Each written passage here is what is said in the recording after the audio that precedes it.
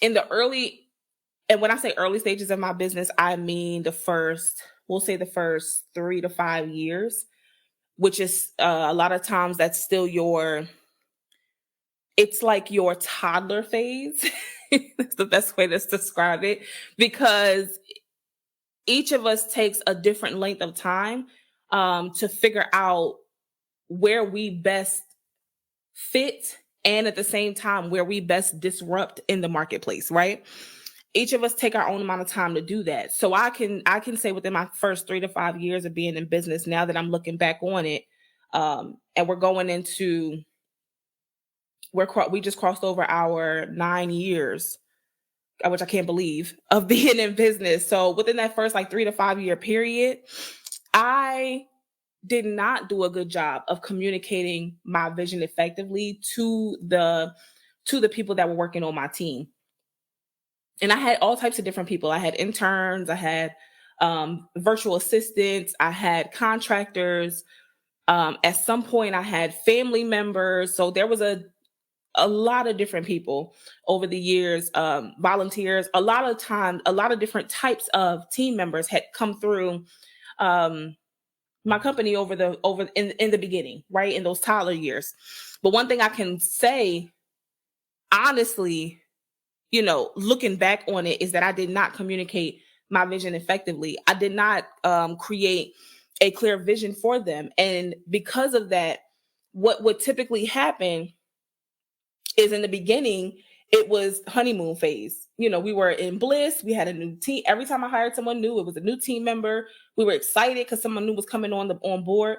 But we would get a month into the project, 2 months into the role, and essentially the person would start to retreat and when I say retreat, I mean literally pulling away from the commonality, the common agreement we had in the beginning of it. I'll give you an example. This one individual who I had brought on, we worked together for I'd say really the first year. And she was amazing, efficient. She was fast. She was getting things done on time. But what I noticed is that as time went on and we got into like that second year phase, that she started to get really comfortable, and she started retreating to her own beliefs about how things should be done and how things should be run. And it was not aligned with the vision I had for the company. And the truth of the matter is, I don't even know that I had a crystal clear vision for the company at that time. It was still new and it was ever evolving. And truthfully, in the beginning, I was just trying to do work that was going to leave an impact on the individuals that were my clients. I wanted to help them increase their income. I wanted to help them have a business that was going to improve the quality of life for them, for their families, for their kids. I just wanted to leave an impact, right? But I also wanted to change my own financial situation. You all know the story. If you don't know the story, you're brand new. I was a teen mom. I started my business out of someone else's home that we were temporarily kind of staying in during, being homeless. So I wanted to change my own financial situation. So I didn't even have a long-term vision for the company. It was just something I was passionate about, but I was trying to do it to change my immediate circumstances. I really didn't see 10 years into the 5 years into the future. So because of that, I didn't communicate it to her. And then we started, you ever hear that scripture, can two walk together unless they agree?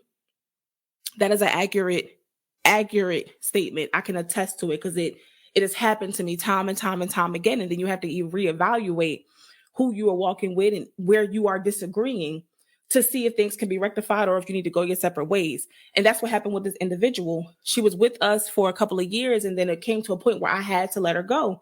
But the reason was she just did not align with the vision. And that was on me in the beginning because I did not define it. I did not communicate it. She didn't know, how I want my client. You ever know my clients, how serious we take your success. Like, the quality of service that we provide. If you've ever been one of our clients, if I've ever done a workshop with your organization, if you've ever, hired hire great help to come in and help you hire someone, you understand, the level of service we provide. And I didn't communicate that, so it was lost when my team member was answering emails, or when she got in client facing projects, it would crumble. But that was on me. So I say all that to say, to bring it back to the second point, you have to communicate your vision effectively, because when you don't, that is when things begin to fall apart in regards to the client experience, or how you're represented, or how you are perceived in the marketplace, right? Your brand, your business, your company. And then you always hear that Black women aren't allowed, don't have the luxury of making a mistake. I have my own feelings about that. I understand why it's said. I can see tons of instances where that has been true for hundreds of years. However, that don't have to be a reality if you don't want to subscribe to it. We're human. My thing is, if you make a mistake publicly, be a leader, right? Be a leader, and talk about or show how you learn and how you innovate based upon what you learned from that mistake. So I made the mistake, like I said, of not communicating my vision effectively. And yes, it did affect my clients in a way, right? Sometimes they got emails that was not in my voice, in my tone, right? Things did fall through the cracks. We did pitch podcasts that we never, or pitch shows that we never, or pitched opportunities that we never heard back from, because the email wasn't in the proper tone, or wasn't, you get what I'm saying, right? So yeah, things have happened, opportunities have been lost, contracts, money has been lost, but each event, I should say, was a learning opportunity. And it's something that made us better. And I bounced back from it significantly, because now my team is where it's at now. This team is amazing. So I'm glad I went through those mistakes, and I'm glad I publicly went through those mistakes, because now I know how to communicate my vision effectively to my team. And now I can come and tell you what the pros and cons of doing it or not doing it, what the result is if you aren't afraid of making those mistakes. And I'm harping on this a little bit right here, because this is a part where this is a piece where I'm going into this in depth in the book, first of all. So, pre-order the ebook if you want to get into the nitty gritty of this. But this is a piece where I feel like it holds us back as entrepreneurs, as business owners and CEOs. We can't be afraid to make mistakes because of some social rule that nobody asked for, that nobody subscribed to, right? None of us subscribe to this. You can't make a mistake because you're fill in the blank of, however you identify. That's I want to say, it's bullshit. It is. It's bullshit. So that's not what we're doing. And the other thing, let me say this before I go into, how to communicate your vision effectively. I just want to touch on this, because I know this is a roadblock. This is a roadblock for many of you, and it was for me. It used to be a roadblock for me as well. So that's why I want to talk about this a little bit. But the other thing is, that was my lesson from not communicating effectively for my team member.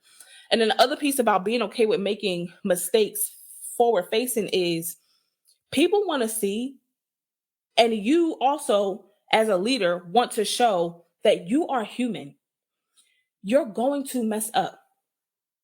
You're going to drop the ball. You're going to hire people. You're going to have people on your team. Let me not say hire, but you're going to have people on your team who misspell words once in a while, right? I know even if your standards are top notch, that's fine. But everybody makes mistakes.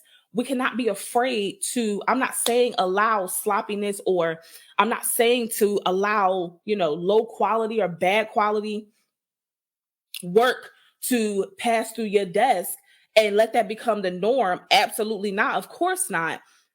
But what I am saying is we can't be afraid to make a mistake as a leader, because not only are our clients watching and the audience you've built, not only are they watching, but your team's watching too. So what's the message they get if they feel like you are the perfectionist and you won't allow yourself to mess up or make mistakes, or you are afraid of letting people see your mistakes for whatever reason? What's the message they get? That hinders them and puts a muzzle over their mouth, because they can't, then they feel like they can't come to you to voice when they've messed up on something, or voice their concerns or worries about anything that comes up in the workspace, because you've set the culture of no mistakes allowed. So, and this is a conversation we were just having with my teenager, with our son. Me and my husband were just having this conversation with Prince, with our oldest son. You have to be okay with making mistakes, because that's how you learn, that's how you grow, and more importantly, that's how you innovate faster. When you mess up and you bounce back, you fall and you get up, you fall and you get up. You don't try to not fall. You get what I'm saying? So